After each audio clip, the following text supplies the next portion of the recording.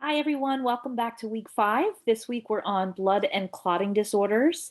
I just wanted to do a very brief focus review and summary PowerPoint. You have the additional PowerPoint with the voiceover already uploaded into your module that really focuses in on chapter 8. Please do review that. It's a great review of the material. This PowerPoint in particular just focuses on a few key things that I wanted to make sure I reiterated that will also probably be on your next exam, as well as really important key points that you need to make sure to know for your boards, as well as applying it to your clinical practice in the future. So in this chapter, chapter 8, blood and clotting, it follows the discussion of the blood cell lineages that we started in chapter 6 in the immune system and leukocyte function chapter. In this particular chapter, our main focus is on red blood cells and platelets and their abnormalities, in addition to discussing the clotting cascade and the dysfunctional states of clotting and bleeding. Just remember that red blood cells have a finite lifespan of up to 120 days. And as the most numerous cell type in the body, and keep in mind, red blood cells account for about 80% of the body's cells, they are produced at a rather astounding rate of 200 billion cells per deciliter. So given a state of equilibrium, that implies that the red blood cells are also destroyed at the exact same rate. So with this requirement for continual replacement, it is no surprise that nutritional deficiencies of iron, B12, and folate can quickly lead to anemia, or that a person who develops antibodies to red blood cells can rapidly progress to a severe hemolytic anemic state and or jaundice. So in terms of, let's go to the next slide. We're going to start talking about clinical findings to consider based on the population you're treating. So you always want to keep that in mind that yes, certain population-based considerations need to be taken into consideration in your daily practice. So pediatrics, in pediatric population, you tend to get a lot of jaundice in your newborns. My sister, all of my sisters, we all had jaundice. We were all in the hospital for an extra week after we were born under the incubator, under the lights to try to bring the numbers down. Sickle cell in African Americans tends to have a higher prevalence in African Americans. Anemia in the older adults, as we just said, a lot of the times because of nutritional deficiencies, as well as just chronic disease states.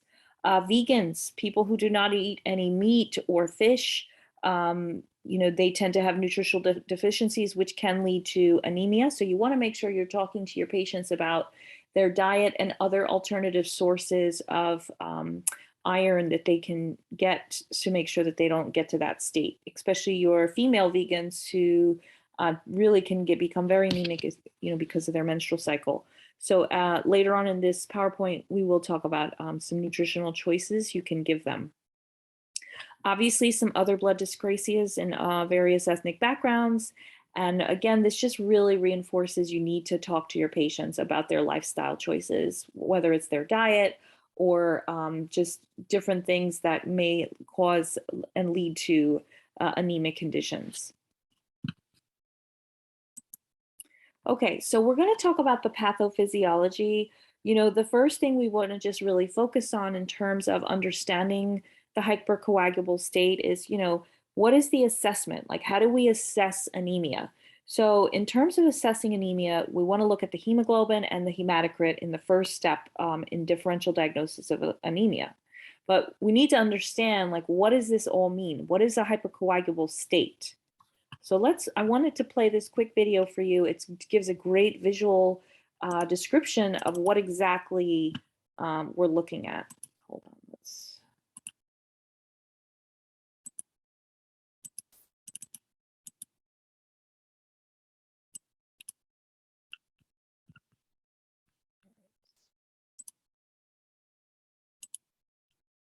Hey everyone, this lesson is on causes of hypercoagulability. More specifically, we're going to go over a systematic method to approaching a case of hypercoagulability and how we can remember causes of hypercoagulability. In the event of a thrombotic event, so a thrombotic event could be anything, it can be a deep vein thrombosis or a pulmonary embolism or some other thrombus in a different area in the body.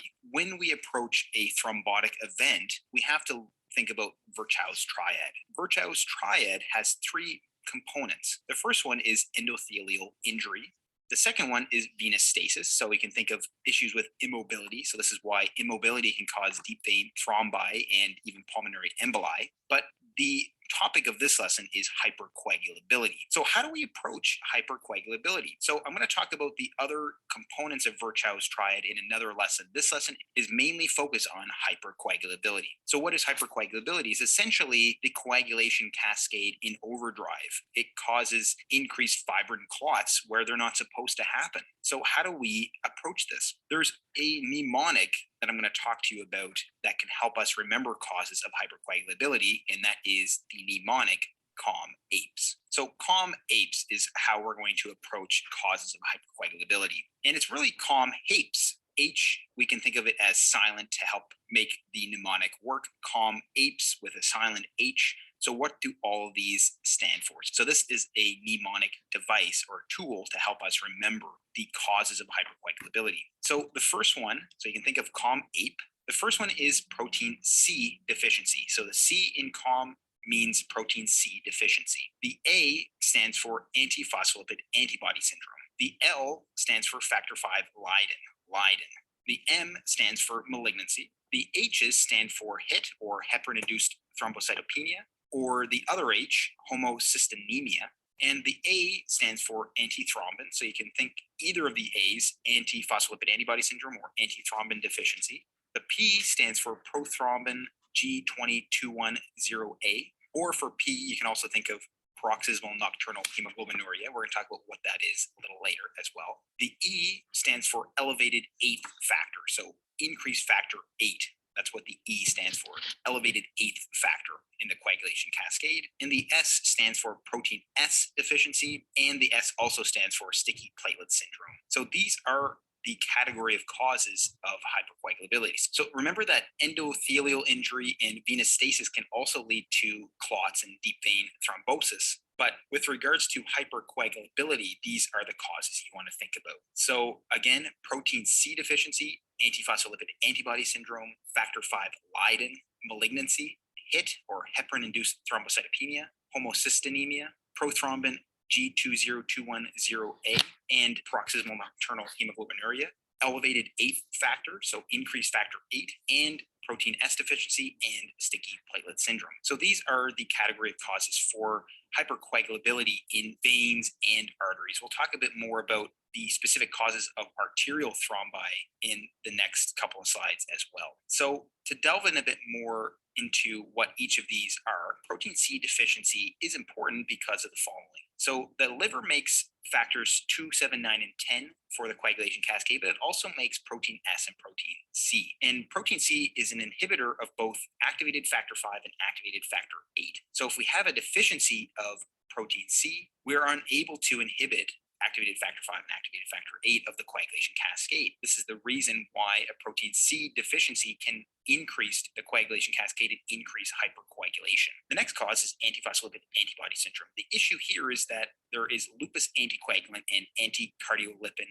antibody. So the lupus anticoagulant is a misnomer. It is an anticoagulant in vitro, but in vivo, it is a coagulant. It increases coagulation. So lupus anticoagulant and anticardiolipin antibody both increase coagulation as well. Factor V Leiden, so the L of CALM is factor V Leiden, and this is essentially a mutant activated factor V that does not respond to the inhibitory effects of protein C. So it kind of acts like a protein C deficiency. The factor V Leiden is a condition where the factor V is more resistant to the inhibitory effects of protein C. This is a common condition. Like antiphospholipid antibody syndrome, factor V Leiden is relatively common in the grand scheme of all of these hypercoagulation conditions. Malignancy is another big one. So malignancy is probably the second most common acquired cause of hypercoagulability. And the malignancies that you want to think about are JAK2 induced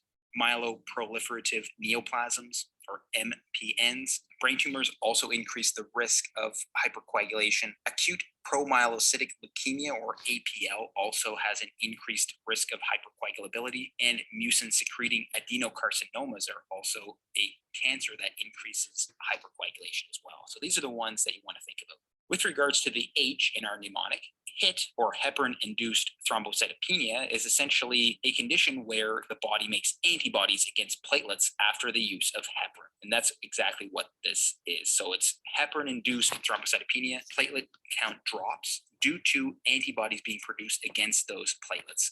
And this is all due to heparin. And the treatment for that is to actually stop the heparin use. The other H is homocystinemia, or having high levels of homocysteine in the blood. And homocystinemia can actually increase the risk of venous and arterial thrombi. And conditions where we're going to think about elevated homocysteine are vitamin B12 and folate deficiency. So both vitamin B12 and folate deficiency can elevate our homocysteine levels, causing homocystinemia, and this can increase the risk of hypercoagulation. So there's other causes of homocystinemia as well, but these are the two I want you to think about. So the next A in our mnemonic COM-APES is for antithrombin deficiency. So this is very easy to remember. Antithrombin inhibits thrombin. So antithrombin inhibits thrombin to stop or slow down coagulation. So if we have a deficiency in antithrombin, well, we're not going to be able to inhibit thrombin as well, so we're going to have increased coagulation. The next cause of hypercoagulability is the condition known as prothrombin G20.210A. And what this is there's actually a mutation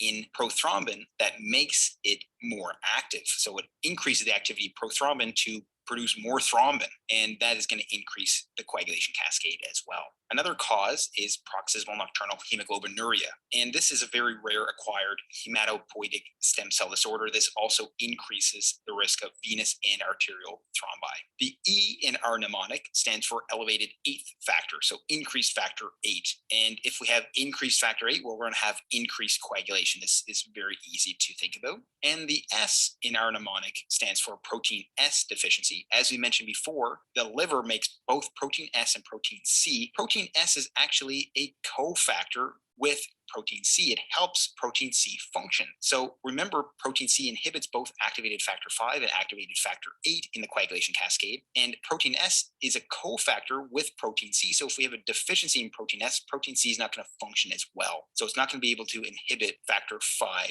and factor 8 as well as it should. And the other S is sticky platelet syndrome. Sticky platelet syndrome is actually an interesting condition, and it's actually an autosomal dominant condition that leads to an increased aggregation of platelets in certain circumstances, like increased stress. This is a very interesting condition, and this is one of the causes we want to think about with regards to hypercoagulability. So those are the causes of hypercoagulability, again, in more detail. And most of these causes induce clots in the veins, but there are certain conditions that cause both arterial and venous clots, or arterial and venous thrombi. So which conditions cause arterial clots? So there's only a handful of conditions you want to think about when there are clots in arteries. And we can remember the mnemonic PJs. You can think of comfortable PJs, comfy pajamas, PJs. So think about pajamas. So A is again for antiphospholipid antibody syndrome. We talked about this before. This actually can cause both arterial and venous clots. The H stands for both HIT and homocystinemia. Both of these can actually increase the risk of arterial and venous clots. The P stands for paroxysmal nocturnal hemoglobinuria. This is again a cause of both arterial and venous clots. Out of the malignancies, I want you to think about JAK2 induced myeloproliferative neoplasms as a cause of arterial clots. This is notorious for causing clots in arteries. And the last one is S for sticky platelet syndrome. Sticky platelet syndrome can lead to clots in arteries as well. So these are the small subset of causes of hypercoagulability that also cause arterial thrombosis or arterial clots. The other ones that aren't included in this list cause venous clots the majority of the time. So with regards to arterial thrombosis, you want to think about PJs, antiphospholipid antibody syndrome, HIT, and homocystinemia, paroxysmal nocturnal hemoglobinuria,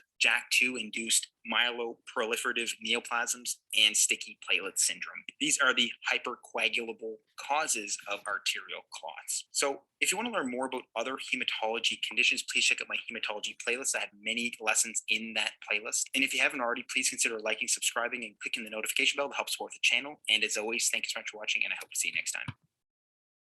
All right, guys, hopefully this was helpful in just understanding the hypercoagulable states.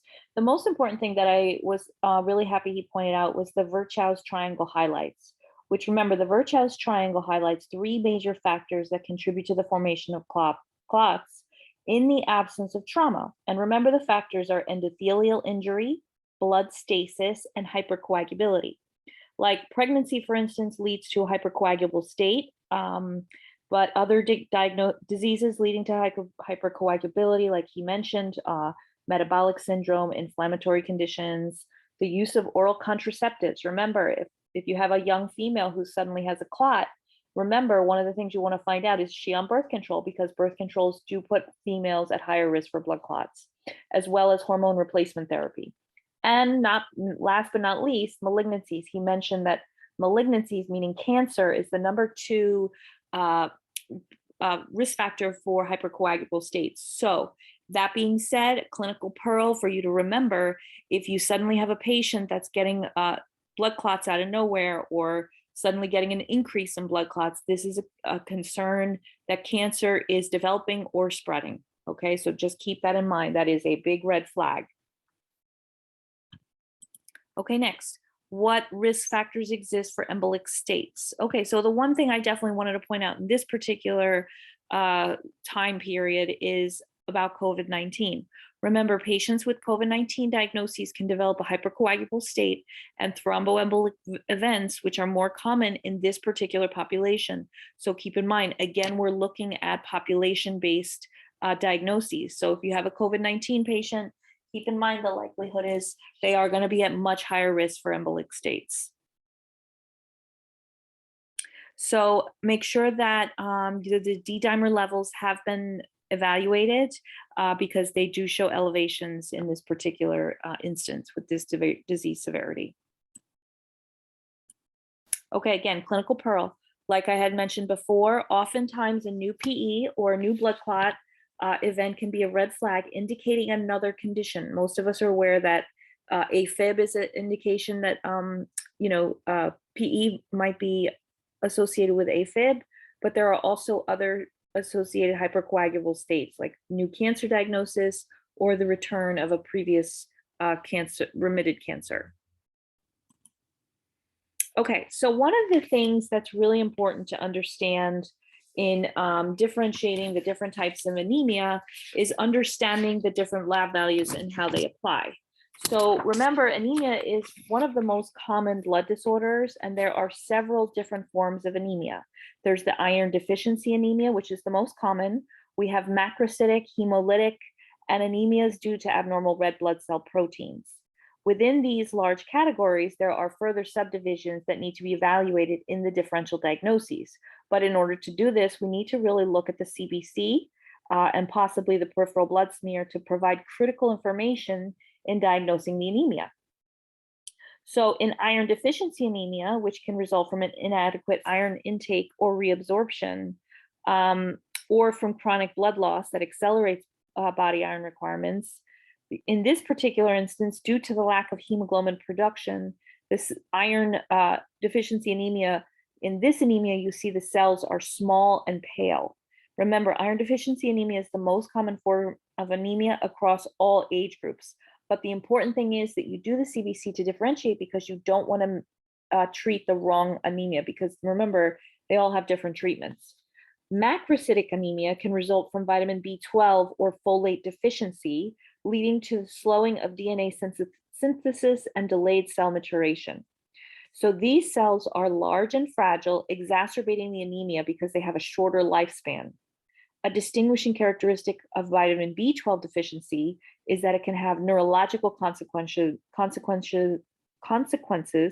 in addition to the anemia. So remember that in macrocytic, macro meaning big, macrocytic anemia, the other distinguishing characteristics besides the anemia is the neurological changes. Okay, so let's watch this video because this really does an amazing job of breaking down your CBC and looking at the different RBCs to really differentiate what we're looking at for what particular anemia. It's a short video, but it does do a really great description of how to interpret them.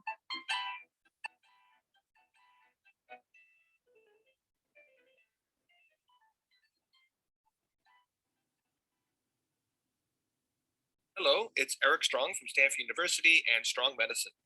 Today, in preparation for an upcoming series on anemia that I'll be posting next week, I'm discussing how to interpret the red blood cell indices of a CBC, such as the hematocrit, the MCV, and less well-known values like mean corpuscular hemoglobin concentration. So here's what a typical CBC might look like when reported out by the hematology lab. We see the white blood cell count at the top and the platelet count at the bottom, neither of which are part of the focus of this particular video. That leaves all of these, which are all about the red blood cells. Let's go through them one at a time. The first number is the red blood cell count. This is analogous to the white blood cell count. It's the number of cells per microliter of whole blood. Interestingly, while someone with no clinical experience at all might guess that this is the most important red cell related index on a CBC, anyone who does have clinical experience knows that almost no one pays attention to this number. That's because what's actually the most important about the red blood cells is not how many there are of them, but rather how much oxygen they can carry.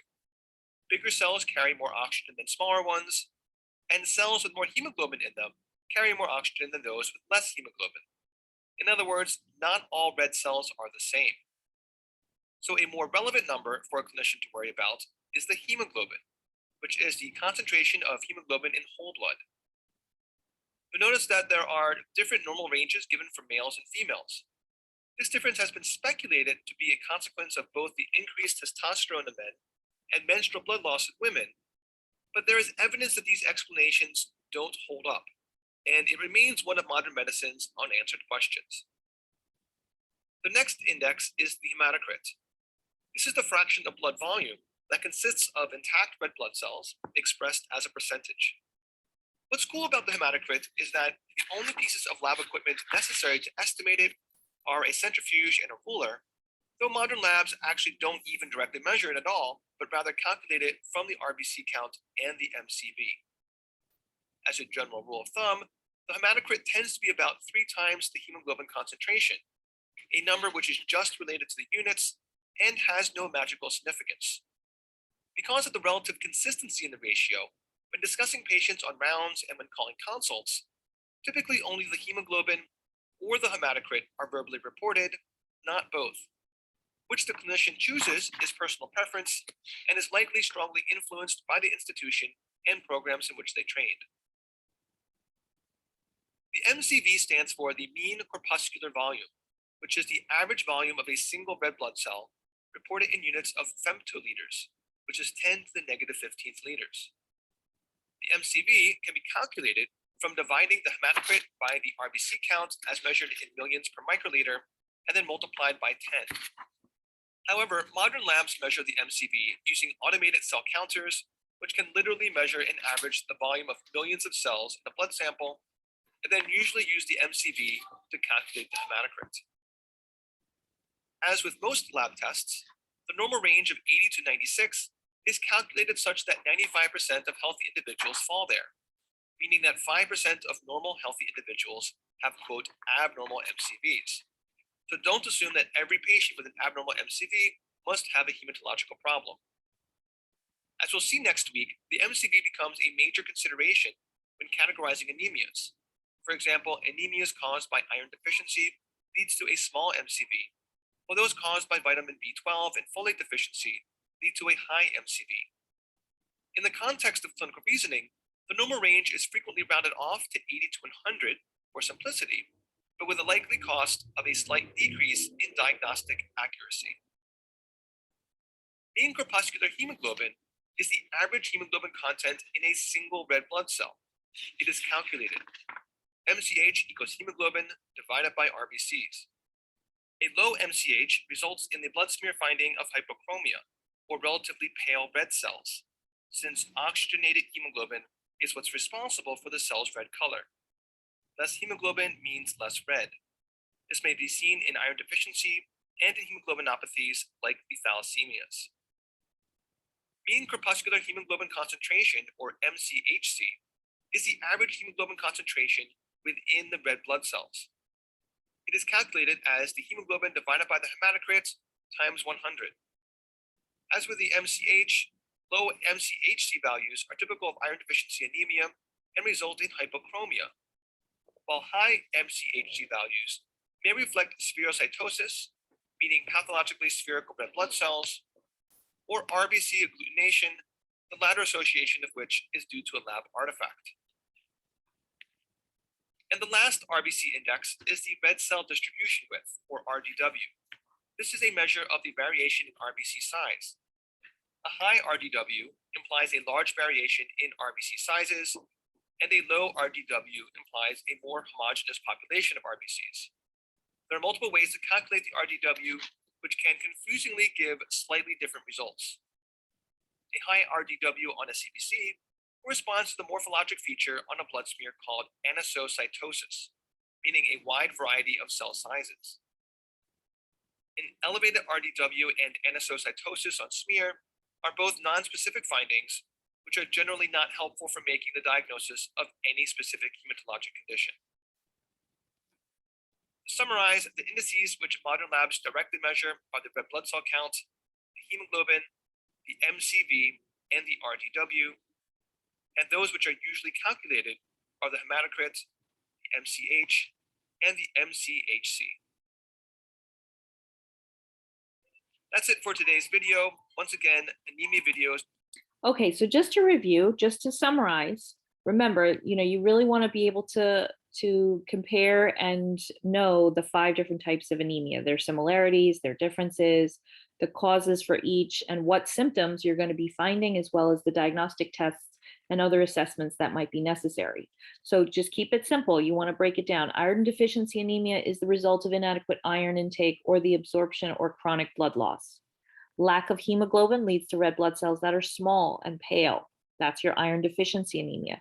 It's the most common type of anemia. Macrocytic anemia results from vitamin B12 or folate deficiency. Macro meaning large, so the red blood cells are large and fragile with a shorter lifespan, and neutrophils may have hypersegmented nuclei. Neurological deficits may occur due to the demyelination. So remember, with macrocytic anemia, you're looking for neurological changes as well as regular anemia symptoms. Sickle cell anemia is your genetic disorder, which leads to abnormal shaped red blood cells. It can be very painful in when the patient is in sickle cell crisis. And it's usually in response to dehydration or a stress, which causes the cell to get their sickle cell shape, which leads to the crisis. The cells end up occluding blood vessels and cause rapid cell destruction, tissue ischemia, severe pain, and organ damage. So these are the main ones you really want to know and understand the differences and the difference in their clinical manifestations. So here's your basic clinical assessment of a patient with suspected anemia. Okay, these are what we're looking at in terms of their eyes. You're looking at a little bit of yellowing. Their skin tends to be pale and cold and sometimes yellow, especially in with your jaundice. A lot of times people with anemia cannot get warm. You'll see them wearing lots of layers. They tend to be very, very cold. They tend to have shortness of breath, a little bit of tachycardia. They tend to be weaker, more frail looking. Intestinal, they have changes in their stools sometimes. They can be fatigued, a lot of fatigue, a lot of dizziness, sometimes even fainting. Their blood pressure tends to run low. They do tend to get palpitations, sometimes chest pain. They could even have a heart attack if the anemia becomes severe enough. And also as well, they can suffer from spleen enlargement. Remember when you're diagnosing anemia and you're concerned that your patient may be presenting with this, you want to make sure you get a very thorough history, which would include any evaluation of any changes in their weight, any exercise tolerance or intolerance, any changes in their bowel habits, what are their color of their stools, Menstrual patterns, are they bleeding heavy, heavy, heavy? How long are their periods lasting, or are they not getting their period at all? You want to talk about diet and family history. Are they vegans? Are they vegetarians? How much meat are they actually eating, and green leafy vegetables? You want to look, of course, at their skin color and integrity, their capillary refill, their thyroid, liver, spleen, any neurological changes, dizziness, rectal examination for any bleeding. You want to make sure you're getting your CBC, your peripheral blood smear, your iron studies, where they're going to look at your ferritin, transferrin, and saturation levels. You want to get coagulation studies and a D dimer. If anemia is documented by reduced hemoglobin and hematocrit, you need to make sure you add a differential diagnosis, because you want to make sure you're also getting measurements of your MCV, reticulocyte count, and your bilirubin, just to make sure you're pinpointing the actual cause of the anemia.